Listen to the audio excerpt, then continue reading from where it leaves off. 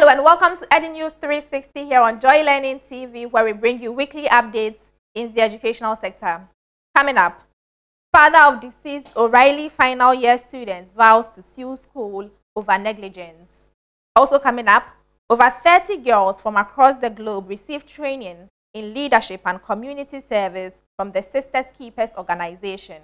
And finally, in our News in Focus segment, we shall have a conversation on the condition of attention deficit and hyperactivity disorder with a mental health professional. No one chooses to have ADHD. Okay. It's a neurological condition. We have details for these and more here on Edunews360. Please stay with us.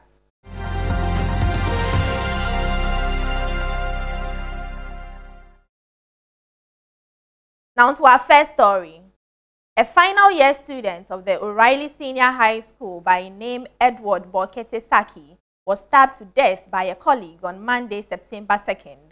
The unfortunate incident is alleged to have been preceded by an altercation resulting from an argument over who was richer between the two colleagues. The alleged suspect, a fellow from the Visual Arts Department of the school, whose name is Godwin, has reportedly been arrested by the Ghana Police Service. The family of the deceased is seeking to obtain justice for their beloved son, whose dreams were prematurely dashed by the unfortunate incident. Here is more.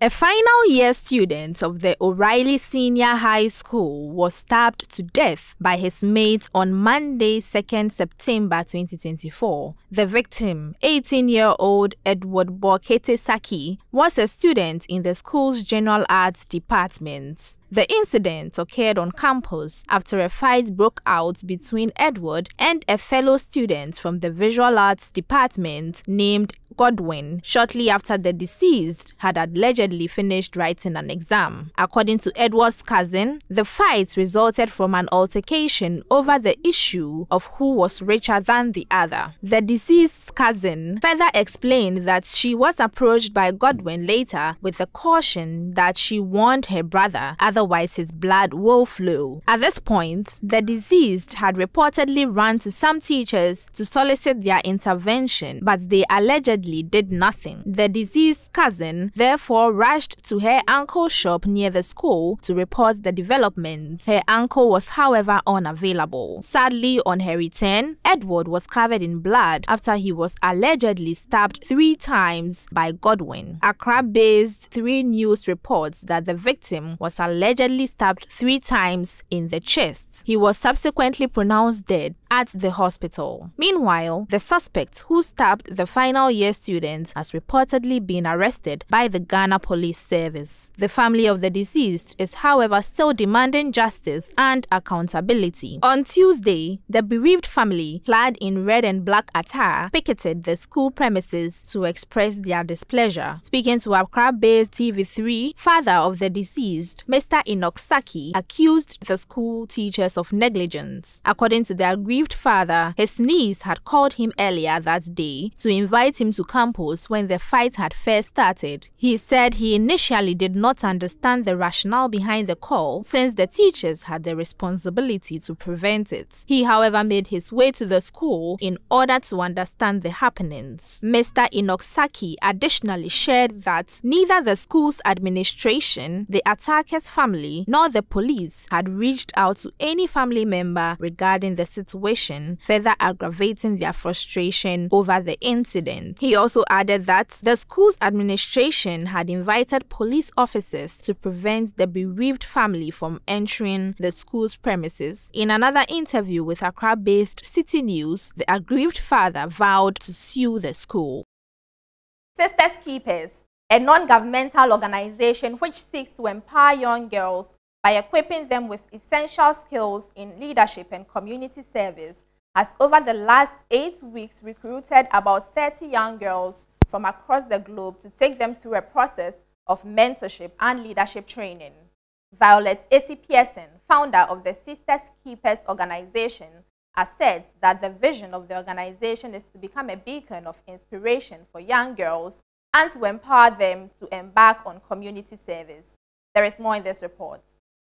Established as a beacon of inspiration for young girls, Sisters Keepers, a non-governmental organization led by founder Violet A.C. Pearson, has in the past 8 weeks gathered over 30 girls in different locations across the globe, including Ghana, for mentorship and community service program. Because our belief is we have a lot of young girls out there who are interested and committed to doing good things in their community. How do we identify them? How do we inspire them, support them, equip them, right? So that they have the skills, and already they have the passion, but so they have the skills to really do work in their community, to recognize the leadership skills in themselves. After a long training in 3 different categories of physical, mental, and a sense of community development, the girls, selected mostly from deprived areas in northern Ghana, are assembled here at the University of Ghana for a graduation ceremony. Keynote speaker and founder of Stratcom Africa, Esther Koba, charged them to look beyond their current situation and dare to dream big. To appreciate that whatever your circumstances are, you should not despise them, because they help you in your later life. Board member of the Peace Council, Her Excellency Joanna Opare, said the God factor cannot be overemphasized in their lives. Don't let anything stop you in your tracks. Not death. You have an inner thing that speaks to you. Tap into it as children. Respect your parents. It's very, very important. Co-founder of Springboard Roadshow Foundation, Comfort Okran, charged the young ladies to cherish good values in their journey of life.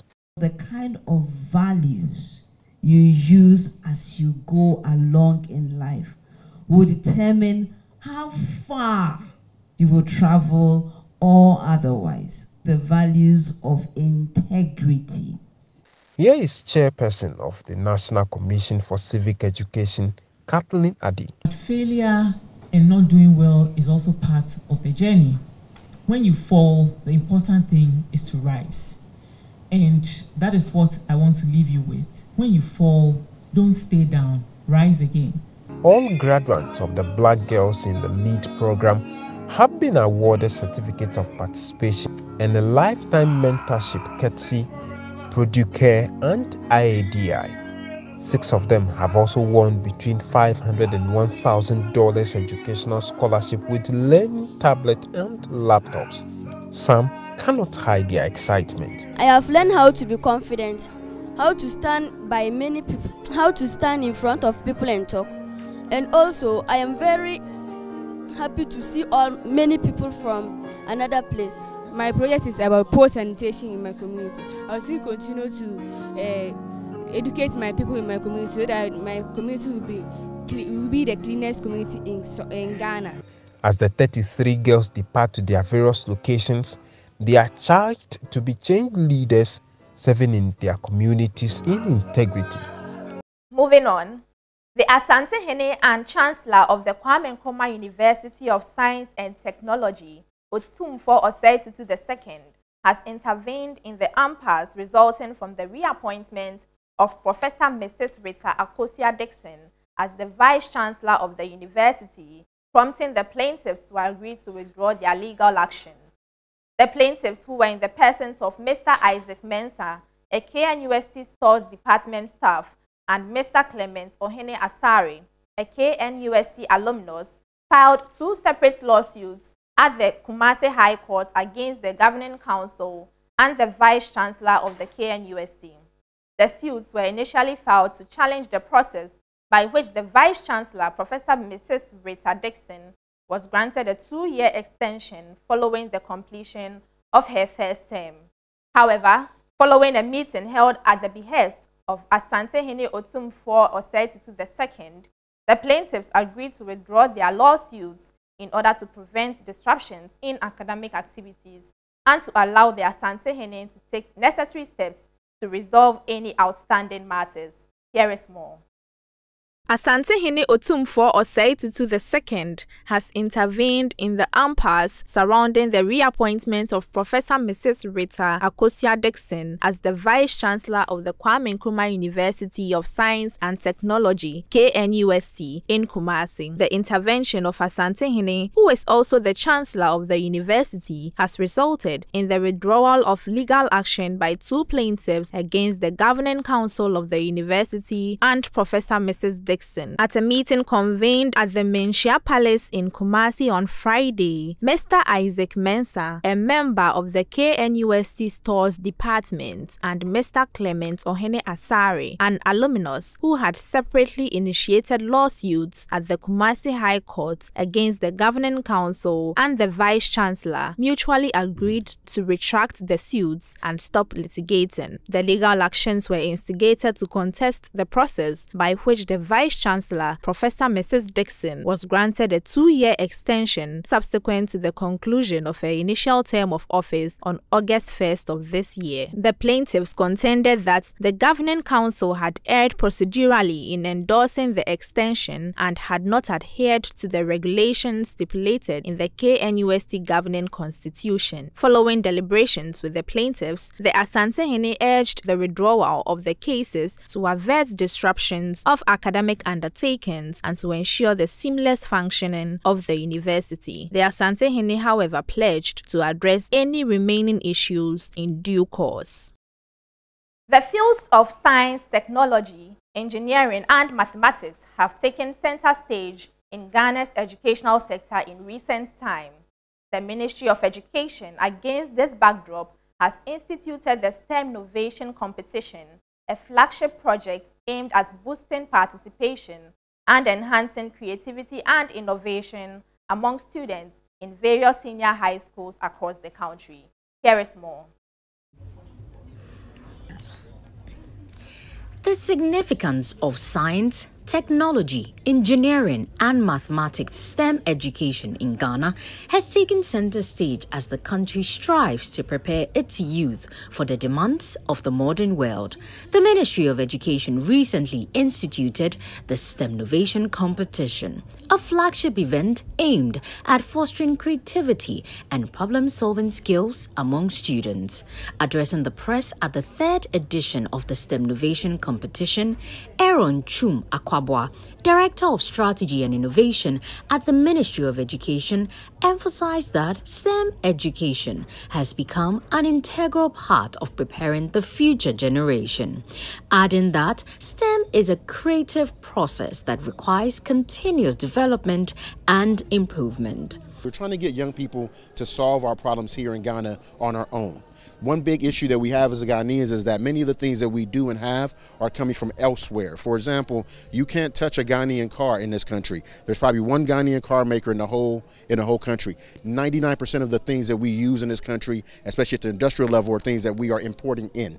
We want to do Stemnovation in league with the President's vision and with the Minister of Education's vision of STEM education to push us and leapfrog us into the 21st century.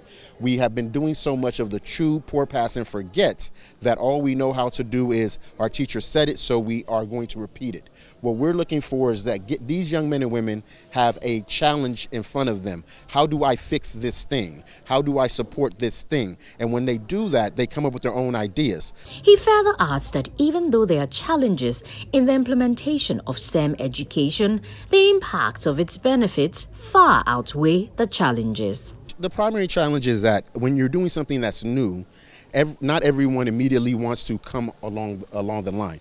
It seems as if we have a situation in our country where people tend to say, "Aban beya mame," or "Na say ohene beya mame," or "Na say papa beya mame." Everybody wants to sit and be given things. And for me, yes, you should be given quality water, quality roads, quality air, and those type of things. Those are provisions that are governmental provisions. But when it comes to doing the extra piece and those things, we should really move away from give it to me, give it to me. For the students, the government needs to support STEM education financially and technically. Because in Ghana, we noticed that we actually don't have a problem of food. we have a problem with how food is delivered from wherever they are created to the consumer. That's the whole purpose of Sprouts, to streamline the process from the goods from the farmer through all those middlemen and bad transportation. At the end of the day, the food becomes corrupt and pricey because of all the bad conditions you have to go through before being bought at the trader. So we came up with the Sprouts Market, the Sprouts Virtual Market, which basically connects these farmers directly to the traders for cheaper goods and then more quality. The challenges we face basically are all technical challenges because this was a coding project. So one challenge we face is internet connection. We're in school, we are all brothers. So getting stable internet connection for this kind of project is very stressful because we are dealing with a lot of AI and machine learning models. The government to help us with this project because they were able to translate water and even our the professional development. So with this project, we'll be able to transfer so much, even if it's chemicals that are mixed with water, we're able to transfer the chemicals into fresh water. The narrative of youth unemployment can change with the determination of the country to commit funds to STEM education. Now, a new season of the Junior Speller Competition, a nationwide spelling competition organized by the Born Heroes Foundation, is set to commence this year with over 10,000 spellers set to contest. In a conversation with Joy News' Sweetie Abochi on the AM show, organizer of the competition, Mr. Victor Osei in Cancer, detailed the objectives and partners of this year's competition. There is more in this report. Let's talk about the Junior Speller. It's a new season. The Junior Speller is a nationwide spelling competition organized by Born Heroes Foundation.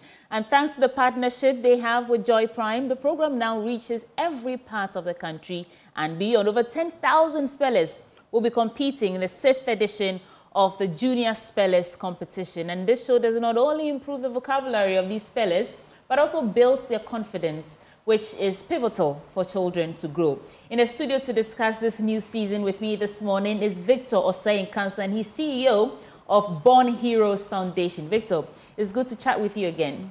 Yes, it's sweet. How are you? Thank you. I'm fine. Great. How did last season go? Give me a wrap of last season before we get into what to expect this time around. Yes, last season was really successful because we are in partnership with multimedia. Yeah. It helped us reach nationwide. And this year, because of last year's impact, this year we've been able to add up new regions.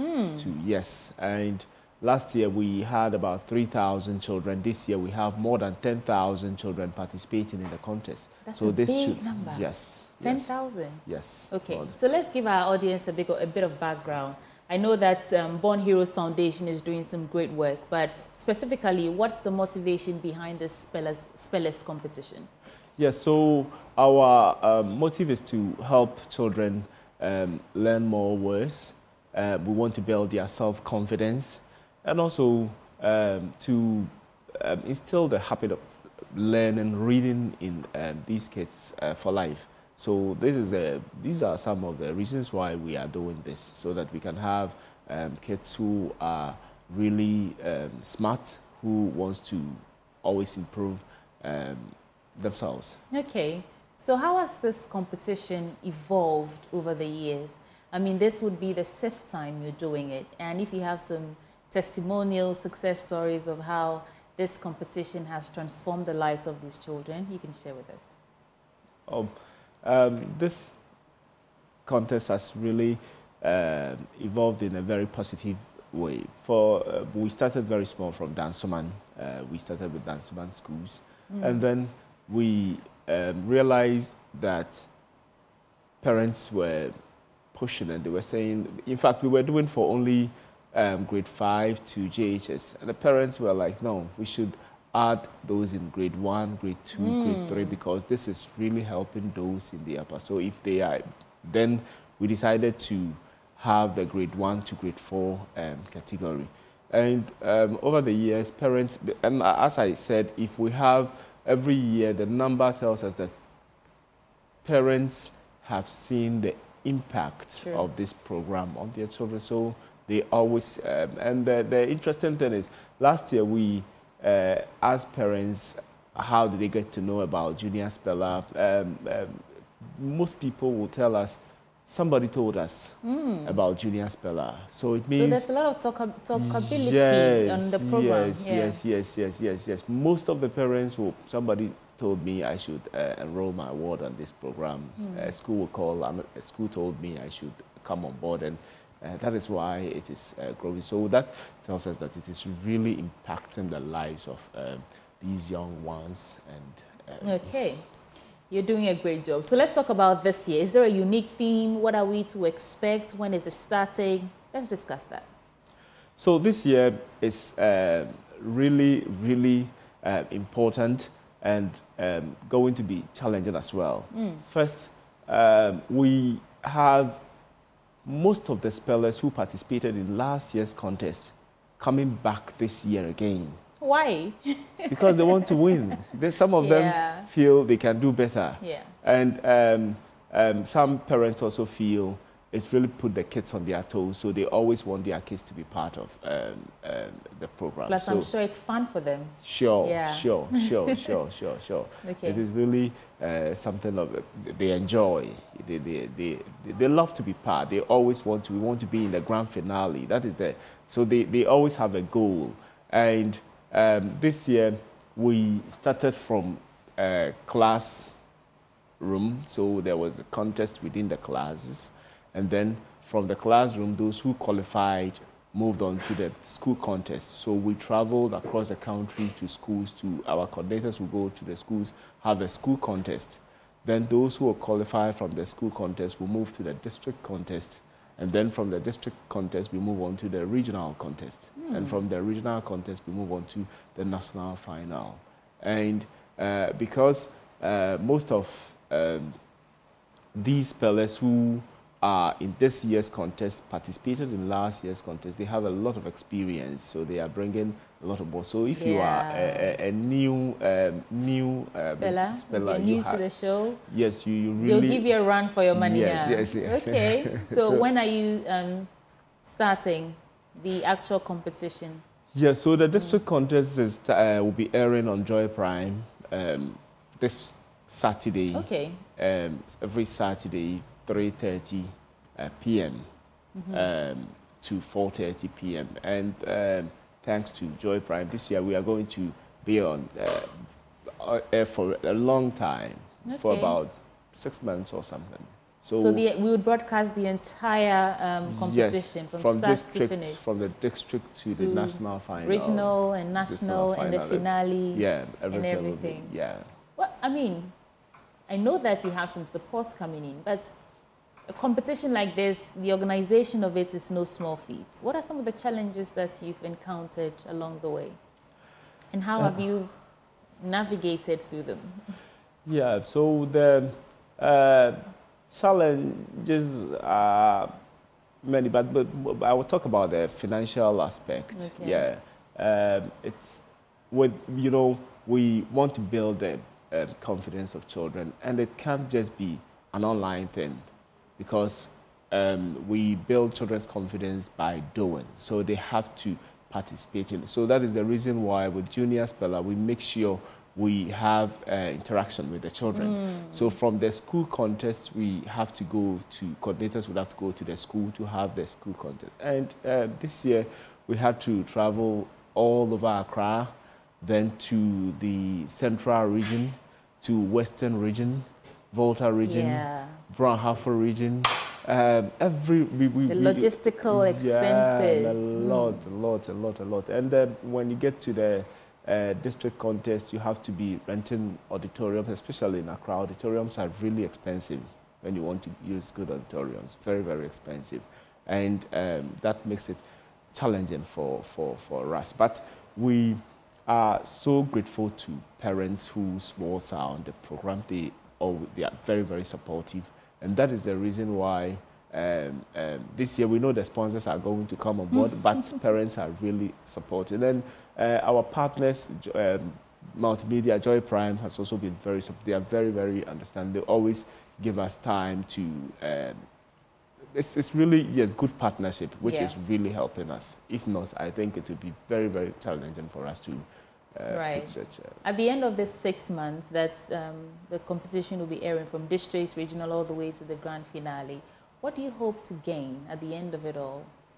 So what we, it is a gain for all of us that we see children who are so confident.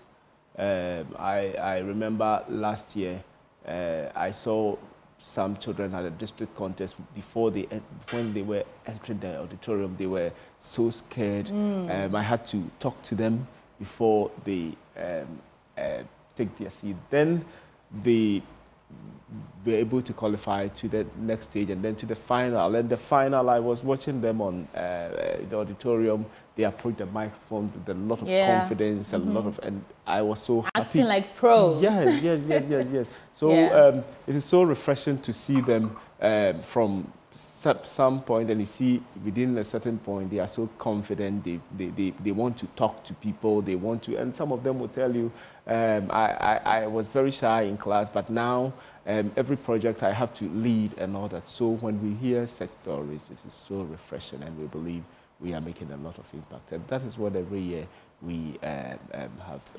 decided to do. What would be your advice or words of encouragement to the participants who, over that 10,000 spellers who would be participating in this competition? Yes, so my advice is, number one, not all of them can make it to the national final. So they should understand that they always have the time to try again.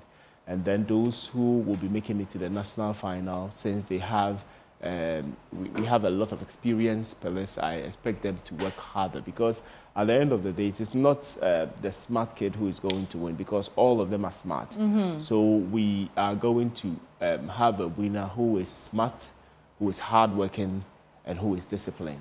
And that is what's going to count. So let them put these things in good measure, and I believe they'll be able to make themselves proud. Victor Senkansa, thank you so much for not just coming on the EAM show to talk about this, but for the work that you're doing, helping boost the confidence of these young spellers. I wish you the very best. Sweetie. Thank you.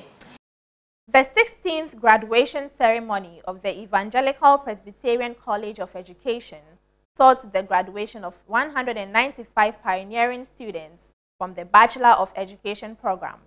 10 of the graduates were awarded first class, 148 had second class upper, while 37 had second class lower. This year's congregation recorded no third class and pass, an impressive feat highly applauded by the college's principal, Dr. Dixon Che. In his address, the principal cited some challenges the school faced, including accommodation issues and other infrastructural deficits. Here is more. The 16th congregation of the Evangelical Presbyterian College of Education saw the graduation of 195 pioneering students of the Bachelor of Education program. 10 of the graduates were awarded first class, 148 had second class upper, while 37 had second class lower. The year recorded no third class and pass. The college principal, Dr. Dixon Che, said they achieved such a great feat while grappling with infrastructural deficits. The college lacks an auditorium, administration block, staff accommodation, lecture halls, among others. Reverend Chairman, while we celebrate our achievements, it is also important to acknowledge the challenges that we face as a college that needs urgent attention. Some of these are as follows: lack of auditorium, the stalled 300 capacity hostel project, the abandoned Get Fund project for the female students. We are at this moment once again appealing to government. The Director General of the National Council for Curriculum Assessment, Professor Yaya Jakajie, chronicled how Ghana missed out on the first, second, and third industrial revolutions and underscored the need for a paradigm shift. Breaking the status quo begins with rethinking the very foundations of teacher education. We must move beyond the traditional lecture halls and embrace new and innovative approaches that reflect the realities of today's classroom. Teacher education programs must incorporate technology not as afterthoughts, but as a core component of the curriculum.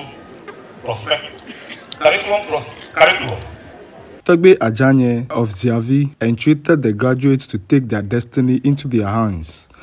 We shall take a quick break. When we come back, we'll bring you a News in Focus segment.